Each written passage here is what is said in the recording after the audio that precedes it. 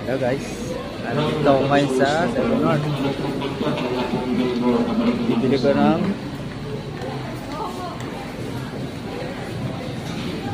bulaklak si Mrs.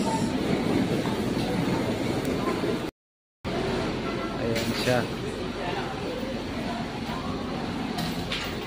Ito yung bulaklak.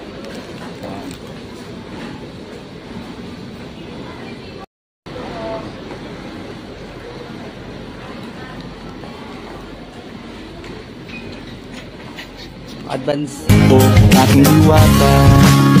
Nakita ko siya, di makapaniwala.